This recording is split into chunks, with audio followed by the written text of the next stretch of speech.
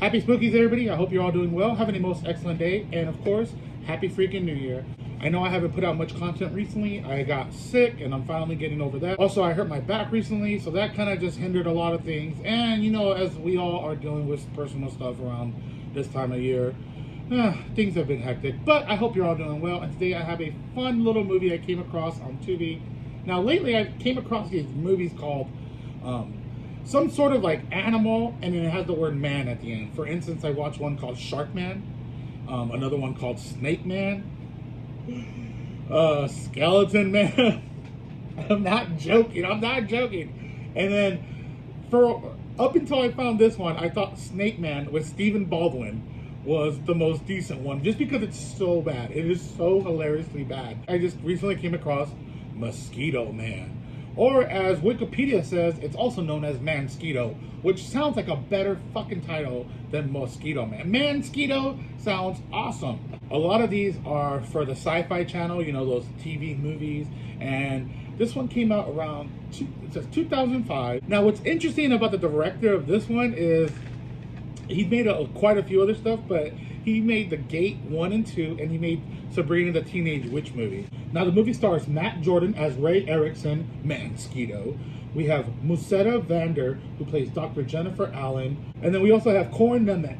I don't know if I said that last name right. Corin Nemec. And really quick, before I get into the synopsis and stuff like that, it had a sort of noir vibe, because the movie starts off with this guy narrating this incident that happened. But it's all about his girlfriend, Dr. Jen Allen. She is currently trying to find a vaccine because there's like this new virus that mutated from like the West Nile virus or something like that. It's incredibly deadly, and they're doing some sort of like testing with mosquitoes, okay? And they've never tried human testing. And they have this convict, Mansquito dude. He's sentenced to life, but he signed up for like some experiment to reduce that sentence. If you're like some crazy fucking murderer, I don't know if they should be reducing sentences, to be honest.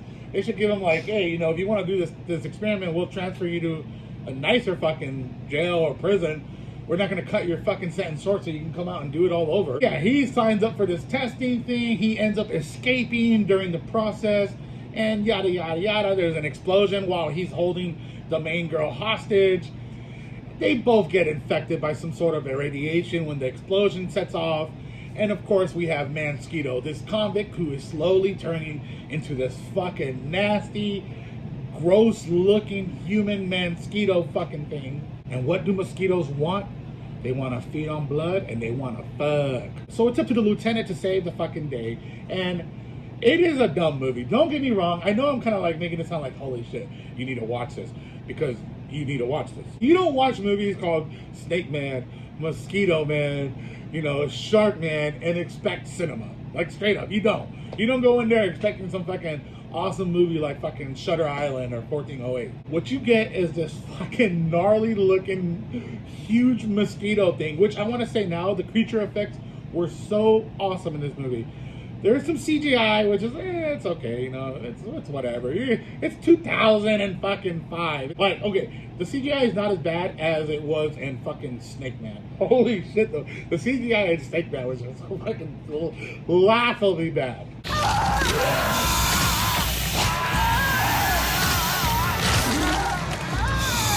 But it was honestly incredibly entertaining and hilarious. And what makes it hilarious is I'm pretty sure it's one of those non-intentional funny movies, but it just happens to be fucking funny. The acting is what you would expect from a sci-fi fucking 2005 movie, and the bad acting doesn't necessarily hinder the movie. It benefits it, you know. It's a lot more entertaining that way. There's this one scene where like the cop rolls up to the lieutenant dude. He rolls up to the scene, right? And he's like, I'm a cop. And the way he like holds up his gun, he just like kind of flings it up, and he's holding it so awkward in his bag. He's like, I'm a cop, let me through. Whoa. No, I gotta get in there. We're taking care of it. Just wait out. I'm a cop, okay? You need to destroy jobs. Also, the scene where the fucking convict dude ends up transforming, that was really neat. You watch this and you're gonna be surprised. Like, this is not bad for like a 2005 creature feature movie. It's like a throwback to like old school fucking creature features. And it's surprisingly gory. Like, there's like gnarly kills where he's like, you know, injecting people with his little fucking, I don't know much about insects, but he's like stabbing them through their face with his feet or things. It was things. Oh, damn, I sound like an idiot. Near the end, it really does pick up on a lot of the gore and kills. There's a scene where like a whole SWAT team gets taken out and like an EMT team gets taken out. It's surprisingly good. I think my biggest dislike of this movie would have to be the creature design on the female character. I think all the money went to like the dude's costume because his was badass. He's like walking around. There's a part where he gets wings and he flies. You know, the CGI has to kick in. But other than that, it's all practical effects and it's done well. I read somewhere on Wikipedia that these people that made the movie, they finally wanted to try to put effort into one of these movies because the stuff they were pumping out before just was silly. And this one is silly, but you can tell there is a small amount of effort put into this movie, and it's got some hilarious charm, if that even makes sense. I don't know. Okay, I'm gonna go ahead and shut up. I feel like I've just been rambling on for a little too long. I want to try to keep this short. There was another movie I wanted to talk about, but I think I just might make a separate video for that. So with that being said, please be sure to hit like and subscribe if you haven't already. If you're a returning customer, thank you so much. I appreciate you. Have a great day and happy spookies.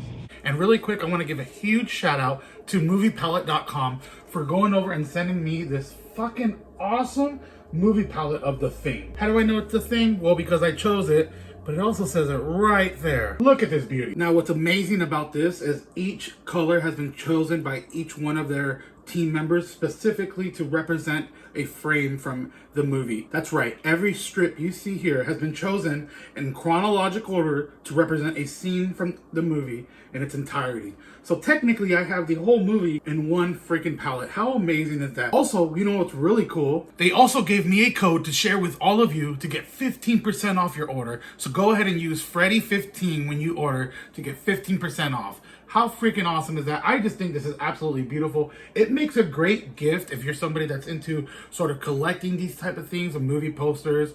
Also, it makes an awesome gift for a significant other. They also have a variety of movies from Star Wars to Coraline. So go ahead and check them out. Again, use the code Freddy15 for 15% off.